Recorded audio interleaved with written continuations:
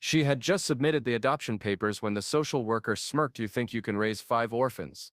Can you even take care of yourself?" The room fell silent. No one knew who they had just insulted until the president's secretary called directly to the center director's desk. Who was she and what made an entire nation bow their heads in gratitude? "Welcome to QH. Let's uncover what really happened." Maria Lopez stared at the adoption forms through exhausted eyes. At 38, her hands bore the marks of a night shift nurse who had spent the last decade saving others while raising 3 children alone. Her small house in the dusty outskirts of San Antonio wasn't much, but it had been enough until now. "Are you sure about this, Miss Lopez?" The center director's voice carried a hint of judgment. 5 more children is unprecedented for someone in your situation." Maria didn't look up. She simply continued signing each paper with methodical precision. The fluorescent lights hummed overhead, casting harsh shadows across her face. Outside, Texas summer heat baked the pavement as life moved on, indifferent to the moment unfolding inside these walls. 6 weeks earlier, Sergeant Luke Price's flag-draped coffin had returned from Iraq. His 5 children stood in perfect formation at the funeral, just as their father had taught them. The oldest was 12, the youngest barely, for Maria watched from a distance, her own children standing solemnly beside her. No relatives came forward. The military searched for next of kin, but time was running out. Soon the children would enter the system, likely separated across different homes. "These kids need stability, not charity," the social worker said, sliding another form across the desk.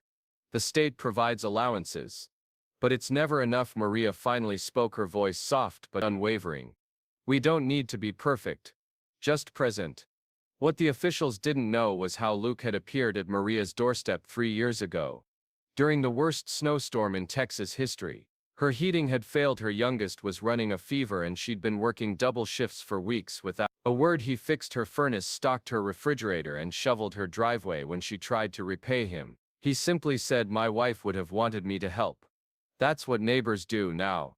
Maria fulfilled an unspoken promise, not with grand gestures or public declarations.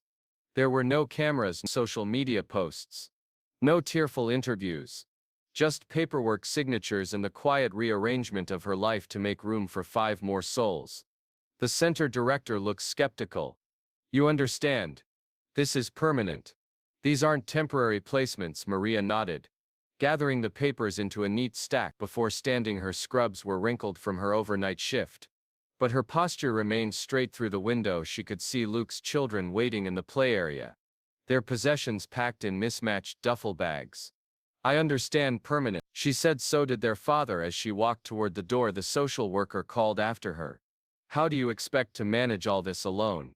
Maria didn't turn around. She simply paused, her hand on the doorknob. "Some burdens aren't meant to be carried alone, but someone has to be willing to take the first step." Maria kept a small wooden box beneath her bed. Inside lay a folded letter she'd never sent to her younger brother Carlos, a Marine who never returned from his 3rd deployment a decade ago. Beside it rested another letter, this one from Luke Price, written 3 days before his final mission. "If anything happens to me," it read in careful penmanship, "make sure they're not alone. You're the only one I trust with this, Maria. You understand what it means to carry on." The connection between Maria and Sergeant Price ran deeper than neighborly concern. They shared the invisible bond of loss that only military families truly comprehend. Luke had served alongside Carlos in the same unit when news came of Carlos's death. It was Luke who stood at Maria's door, still in uniform, offering not empty words but silent understanding. "Your brother saved my life twice," he told her once during a rare moment of openness. "I couldn't save him, but I promised him I'd look after his family if anything happened." Years later, when Luke's wife succumbed to cancer, Maria returned that care, organizing meal deliveries and helping with childcare between her shifts. Their families became intertwined through necessity and respect, not romance. In the envelope with Luke's letter was a military ID card with handwritten words on the back: "To the bravest civilian I know." The adoption process proceeded without fanfare. Maria converted her living room into a bedroom, worked extra shifts, and rearranged her entire existence around 8 children. Her oldest, now 16, stepped up to help with homework and dinner preparation. Her middle child organized a clothing drive at school. Her youngest welcomed his new siblings with the unquestioning acceptance only children possess. 4 weeks after the adoption was finalized, an official envelope arrived from the Pentagon. Inside was a brief request for a private meeting. No explanation. No context. Maria assumed it concerned Luke's benefits or perhaps some paperwork error. What she couldn't know was that Luke's commanding officer had submitted a detailed account of their intertwined history to the Presidential Military Family Recognition Program. Her story had reached the Oval Office during a routine brief. The meeting took place at a local military base, away from press or public attention. Maria arrived in her best dress, the same one she'd worn to Carlos's funeral. She expected bureaucrats and paperwork. Instead, she found herself ushered into a room where the commander-in-chief waited. Miss Lopez, the president said, extending a hand. I wanted to meet the woman who embodies the value we hope to inspire. Maria stood frozen, unsure of protocol or expectation. Behind the president stood Luke's commanding officer and several high-ranking officials. On a small table lay a velvet box and a leather folder.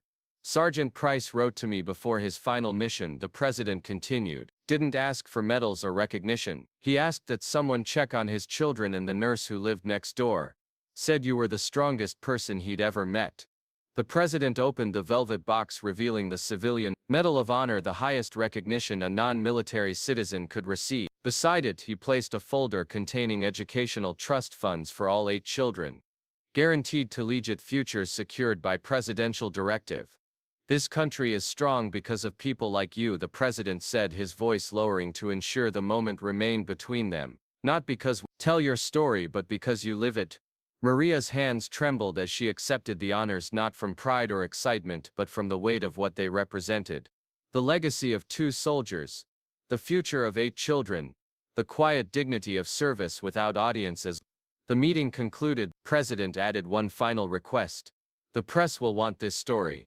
It's your choice whether to share it. Maria considered this carefully before responding with respect. Sir, some acts of courage need no audience. The children have lost enough without becoming symbols. The president nodded slowly, understanding the wisdom in her restraint. Then we'll honor your privacy as you've honored their sacrifice.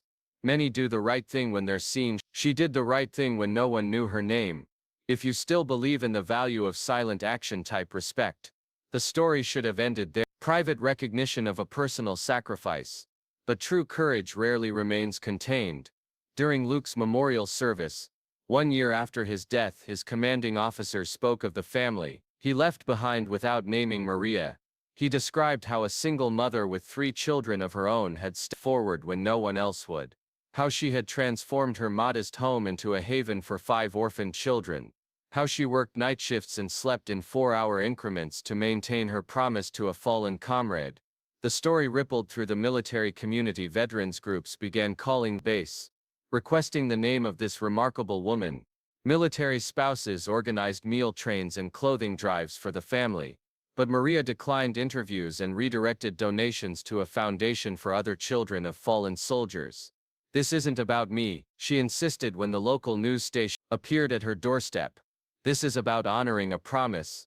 Her reluctance only intensified public fascination in Washington. A senator introduced the Quiet Courage Initiative, allocating additional resources to families adopting children of service members killed in action. The program passed with unanimous support, a rare moment of political unity inspired by Maria's silent determination. The same social worker who had questioned Maria's capacity now traveled the country speaking about the experience. I mistook quietness for weakness, she admitted during a national child welfare conference, failed to recognize that true strength often comes without declarations. The children's teachers noticed the transformation in their academic performance. The oldest, once withdrawn and angry, now mentored younger students facing similar losses. The middle children thrived in team sports while youngest developed an uncanny ability to comfort classmates in distress.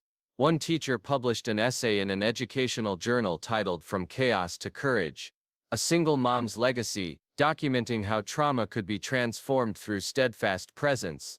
Yet Maria remained steadfastly private, accepted medical benefits for the children, but refused personal recognition when offered a larger home through a veterans charity. She gently declined, explaining that stability wasn't about square footage, but consistent presence. Her example sparked a movement. Within 3 months, 12 families across Texas stepped forward to adopt children of fallen service members. A teenage boy who had spent years in foster care approached his temporary guardians and asked, "Could I stay forever? Like those Price kids?" A retired couple converted their empty nest into a transitional home for siblings awaiting permanent placement, citing Maria's story as their inspiration. The president, honoring his promise of privacy, never mentioned Maria by name, but during a Veterans Day address he spoke of ordinary citizens performing extraordinary acts of devotion, without expectation of recognition. His eyes met Maria in the crowd where she stood with all 8 children, each wearing a small flag pin over their hearts.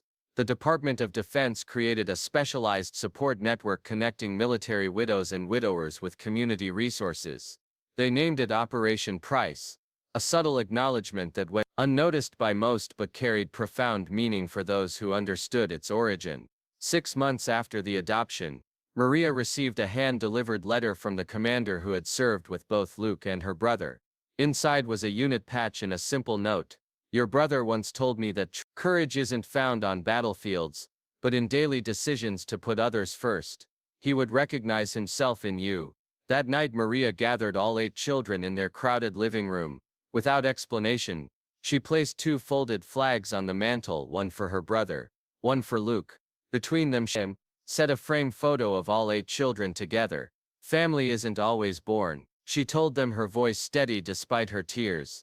"Sometimes it's built through promises kept. Some stories don't need to go viral. They just need to be remembered. If you believe quiet love can change the world, type courage." 5 years passed, the initial attention faded, but the impact deepened. Maria still worked night shifts, though now as a nurse supervisor her schedule allowed her to be home when the children returned from school.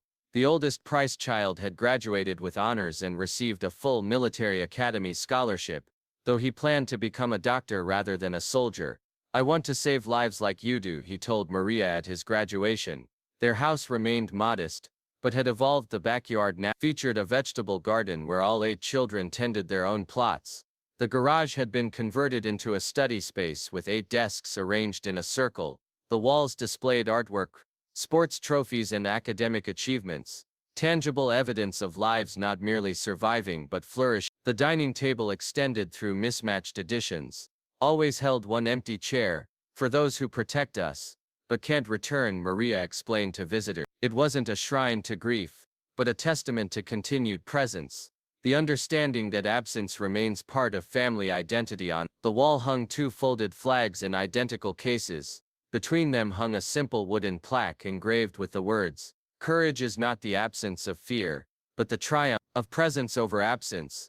The community around them had transformed as well. Neighbors now routinely gathered for Sunday dinners, bringing dishes and staying to help with homework. Fellow nurses adjusted schedules to ensure Maria could attend school events.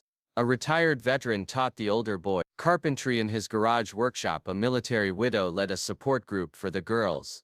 During the high school graduation ceremony for the second oldest Price child, his principal departed from prepared remarks.